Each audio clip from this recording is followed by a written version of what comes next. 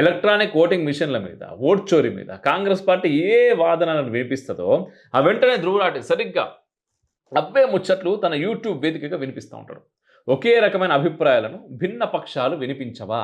అట్లా వినిపించిన మాత్రాన వీళ్ళందరూ కలిసి గట్టిగా ఉంటురా అని చెప్పేసి లాజిక్ కూడా ఎవరైనా మాట్లాడొచ్చు. కానీ దాదాపుగా గడిచినటువంటి ఒక 10 సంవత్సరాలల్లా జరుగుతున్న పరిణామాలన్నిటిని గమనిస్తే అసలు వాస్తవం ఏంటిదనే విషయం మనకు అర్థమవుతుంది. సరిగ్గా నెల రోజుల క్రితం ధ్రువరాటి ఢిల్లీ ఎర్రకోట పేరుల మీద ఒక వీడియోను పబ్లిష్ చేసిండు. బీహార్ ఎన్నికల నేపథ్యంలోనే ముందస్తు పథకం ప్రకారమే పేలుళ్లు జరిగినాయి అనే ఒక వాదనను ఒకవైపు ఖండిస్తూనే, ఇంకో దిక్కు మోదీ ప్రభుత్వానికి ఈ తరహా కుట్రలు చేసుడు అలవాటే అంటూ సన్నాయి నొక్కులు నొక్కిండు.